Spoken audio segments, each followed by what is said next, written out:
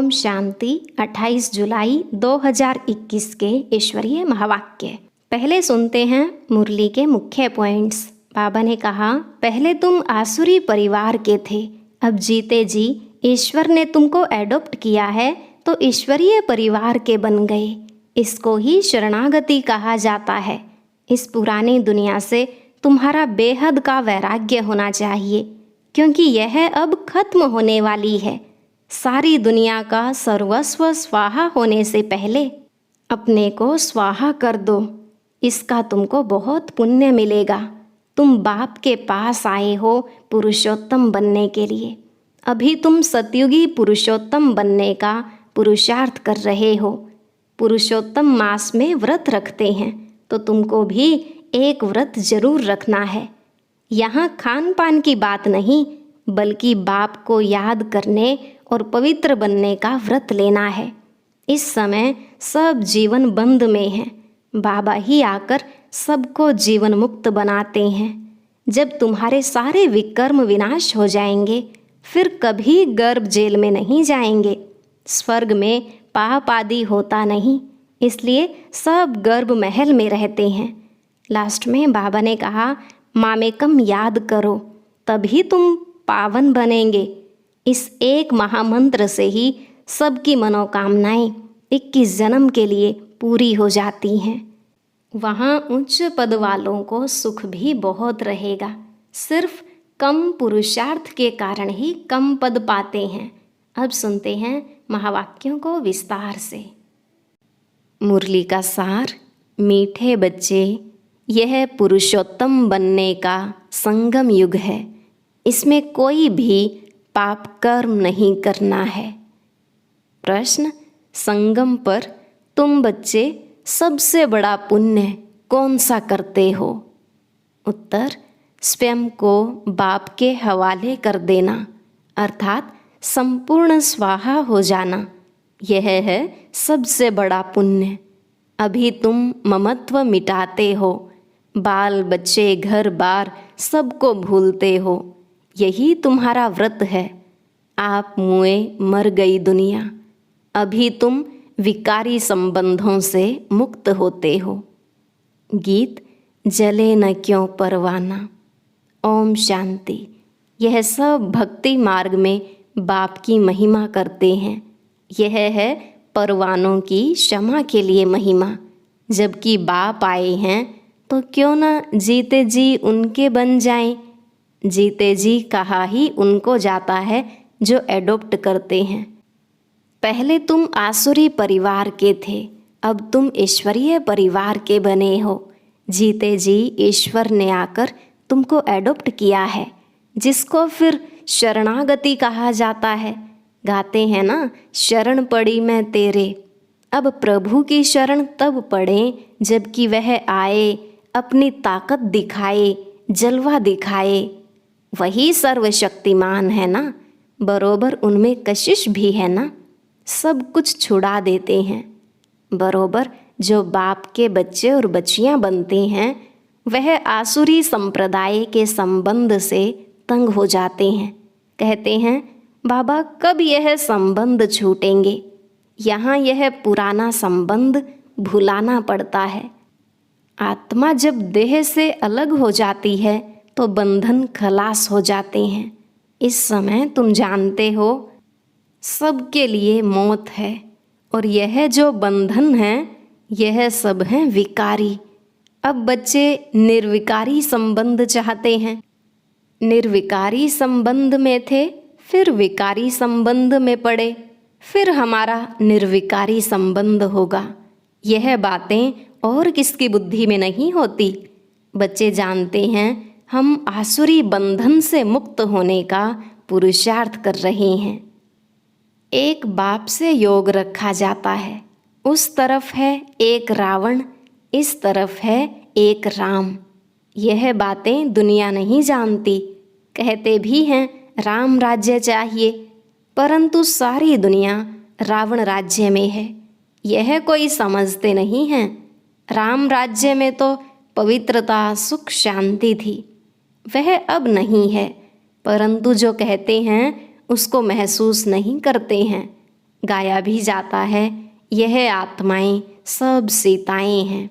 एक सीता की बात नहीं, न एक अर्जुन की, न एक द्रौपदी की बात है, यह तो अनेकों की बात है। दृष्टांत एक का देते हैं। तुमको भी कहा जाता है, तुम सब अर्जुन मिसल हो। तुम कहेंगे, अर्जुन तो यह भागीरथ हो गया। बाप कहते हैं, मैं साधारण बूढ़े तन का यह रथ लेता हूँ। उन्होंने फिर चित्रों में घोड़ा गाड़ी दिखाया है। इसको अज्ञान कहा जाता है। बच्चे समझते हैं यह शास्त्र आदि जो भी हैं सब भक्ति मार्ग के हैं। यह बातें कोई समझ न सके जब तक 7 रोज समझने का कोर्स न लें। भक्ति अलग है। ज्ञान, भक्ति और वैराग्य कहते हैं। वास्तव में सन्यासियों का वैराग्य कोई सच्चा नहीं है। वह तो जंगल में जाकर फिर आए शहरों में निवास कर बड़े बड़े मकान आदि बनाते हैं। सिर्फ कहते हैं हमने घर बार छोड़ा है। तुम्हारा है सारी पुरानी दुनिया से वैराग्य। यथार्थ बात यह है, वह है हद की बात। इसलिए उनको हठ योग, हद का वैराग्य कहा जाता है। तुम बच्चे जानते हो यह पुरानी दुनिया अब खत्म होनी है, इसलिए जरूर इससे वैराग्य आना चाहिए। बुद्धि भी कहती है नया घर बनता है तो पुराने को तोड़ा जाता है। तुम जानते हो अभी तैयारी हो रही है। कलयुग के बाद फिर सतयुग जरूर आएगा। अभी यह है पुरुषोत्तम संगम युग। पुरुषोत्तम मास भी होता है। तुम्हारा है पुरुषोत्तम युग। पुरुषोत्तम मास में दान पुण्य आदि करते हैं। तुम इस पुरुषोत्तम युग में सर्वस्व स्वाहा कर लेते हो। जानते हो यह सारी दुनिया ही स्वाहा होनी है। तो सारी दुनिया का सर्वस्व स्वाहा होने के पहले हम अपने को क्यों न स्वाहा करें। इसका तुमको कितना न पुण्य मिलेगा। वह है हद का पुरुषोत्तम मास। यह तो बेहद की बात है। पुरुषोत्तम मास में बहुत कथाएं सुनते हैं, व्रत नियम रखते हैं। तुम्हारा तो बड़ा भारी व्रत है। तुम्हारे भल बाल बच्चे घर बार आदि सब हैं, परंतु दिल से ममत्व मिट गया है। आप मुए मर गई दुनिया। तुम जानते हो यह सब खत्म हो जाएंगे। हम बाप के बने हैं पुरुषोत्तम बनने के लिए। सर्व पुरुषों में अर्थात मनुष्यों में उत्तम पुरुष यह लक्ष्मी नारायण सामने खड़े हैं। इनसे उत्तम कोई भी मनुष्य हो नहीं सकता। लक्ष्मी नारायण विश्व के मालिक थे। तुम आए हो ऐसे पुरुषोत्तम बनने। सभी मनुष्य मात्र सद्गति को पाते हैं। मनुष्यों की आत्मा पुरुषोत्तम बन जाती है तो फिर उनके रहने का स्थान भी ऐसा उत्तम होना चाहिए। जैसे प्रेसिडेंट सबसे ऊंचे पद पर है तो उनको रहने के लिए राष्ट्रपति भवन मिला है। कितना बड़ा महल, बगीचा आदि है। यह हुई यहाँ की बात। राम राज्य को तो तुम जानते हो। तुम सतयुगी पुरुषोत्तम बनते हो, फिर यह कलयुगी पुरुषोत्तम रहेंगे नहीं। तुम सतयुगी पुरुषोत्तम बनने के लिए पुरुषार्थ कर रहे हो। तुम जानते हो हमारे महल कैसे बने हुए होंगे। कल राम राज्य होगा। तुम राम राज्य में पुरुषोत्तम होंगे।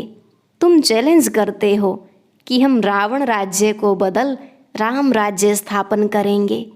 अब चैलेंज किया है तो 1-2 को पुरुषोत्तम बनाना है भविष्य 21 जन्म के लिए। देवताओं की महिमा गाते हैं, सर्वगुण संपन्न, अहिंसा परमो देवी देवता धर्म। तुम जानते हो और कोई मनुष्य नहीं जानते। तुम दूसरे जन्म में पुरुषोत्तम बनेंगे। फिर इस रावण राज्य का कोई नहीं रहेगा। अभी तुमको सारा ज्ञान है।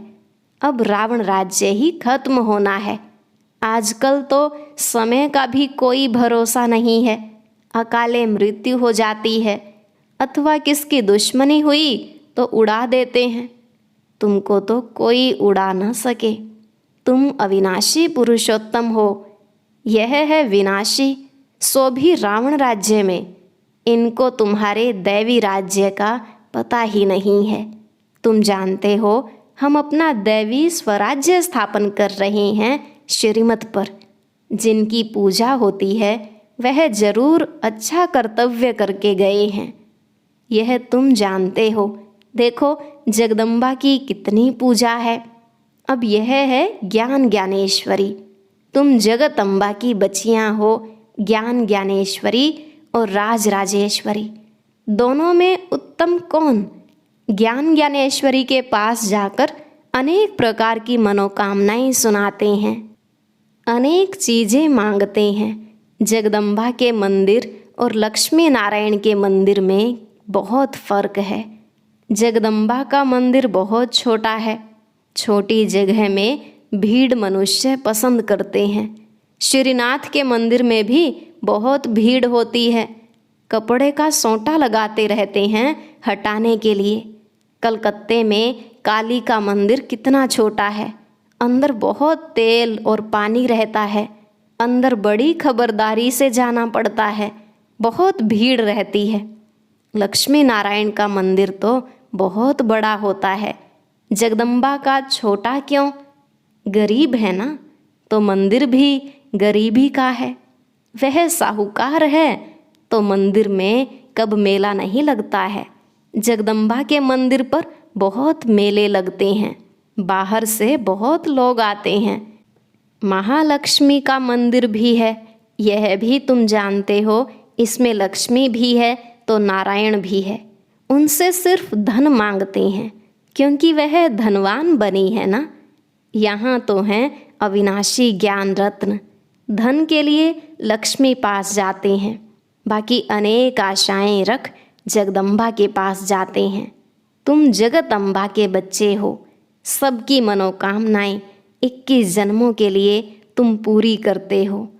एक ही महामंत्र से सब मनोकामनाएं 21 जन्म के लिए पूरी हो रही हैं। दूसरे जो भी मंत्र आदि देते हैं उनमें अर्थ कुछ नहीं है।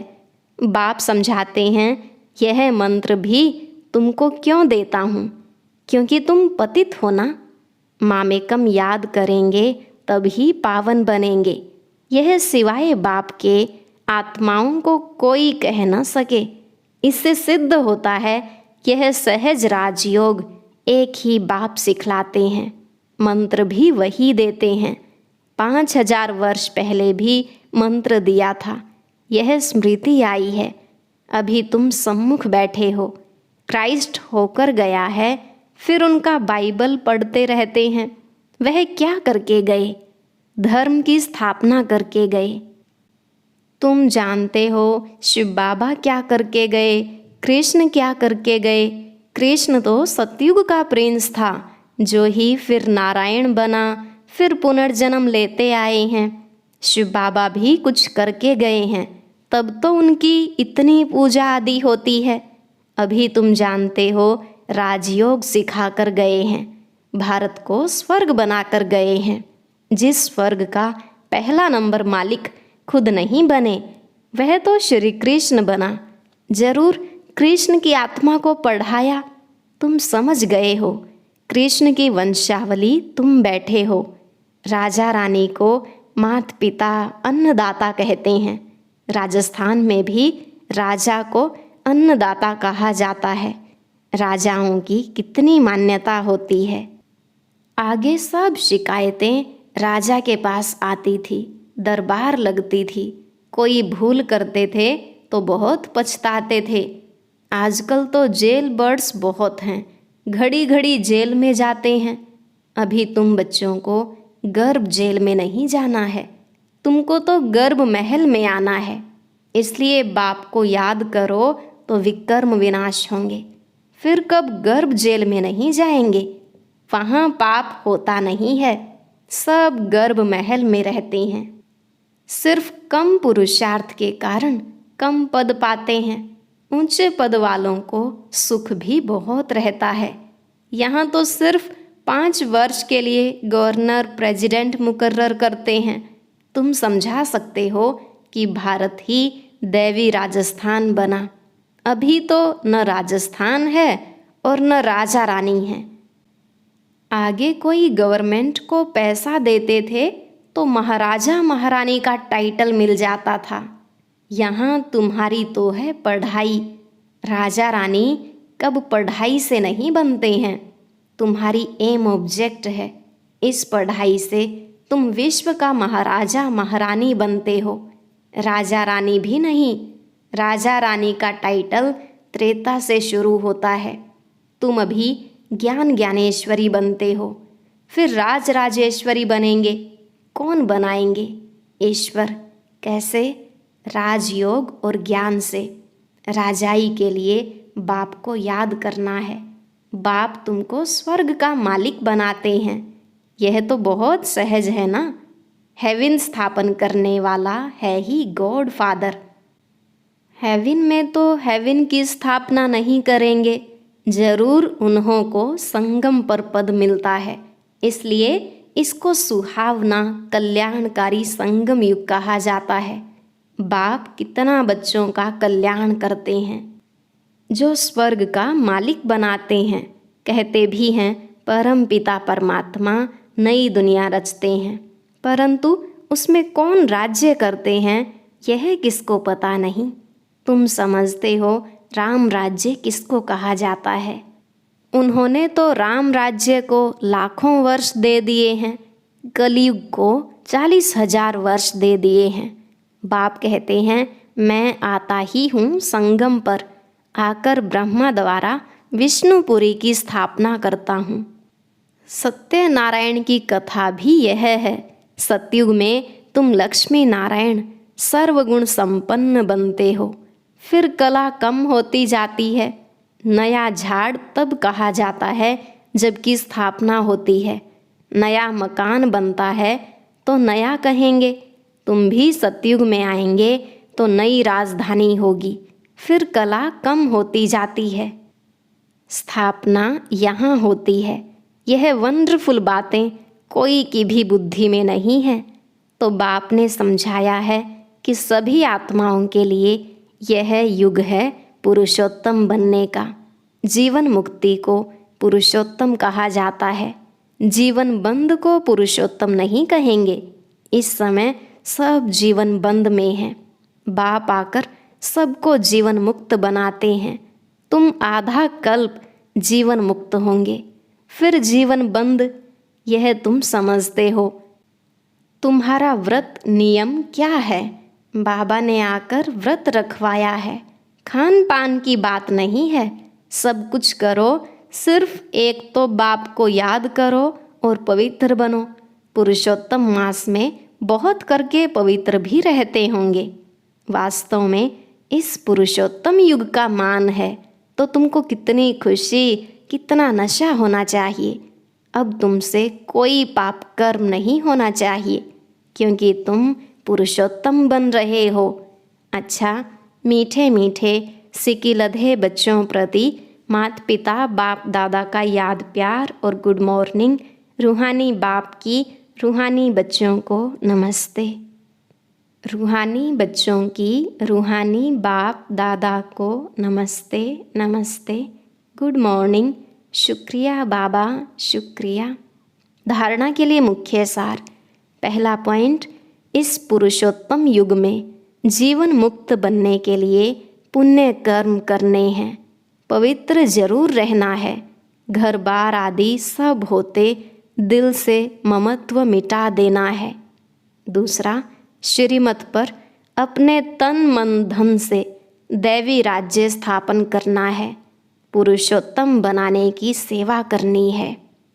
आज का वरदान, ऑलमाइटी बाप की अथॉरिटी से हर कार्य को सहज करने वाले सदा अटल निश्चय बुद्धि भव। ऑलमाइटी बाप की अथॉरिटी से हर कार्य को सहज करने वाले सदा अटल निश्चय बुद्धि भव। बाबा कहते, हम सबसे श्रेष्ठ ऑलमाइटी बाप की अथॉरिटी से सब कार्य करने वाले हैं। यह इतना अटल निश्चय हो जो कोई टाल न सके। इससे कितना भी कोई बड़ा कार्य करते अति सहज अनुभव करेंगे। जैसे आजकल साइंस ने ऐसी मशीनरी तैयार की है जो कोई भी प्रश्न का उत्तर सहज ही मिल जाता है, दिमाग चलाने से छूट जाते हैं। ऐसे ऑलमाइटी अथॉरिटी को सामने रखेंगे तो सब प्रश्नों का उत्तर सहज मिल जाएगा और सहज मार्ग की अनुभूति होगी। आज का स्लोगन, एकाग्रता की शक्ति परवश स्थिति को भी परिवर्तन कर देती है। एकाग्रता की शक्ति परवश स्थिति को भी परिवर्तन कर देती है। ओम शांति। और अभी सुनेंगे आज की अव्यक्त मुरली। इसके लिए ऊपर दिए गए बॉक्स को क्लिक करें।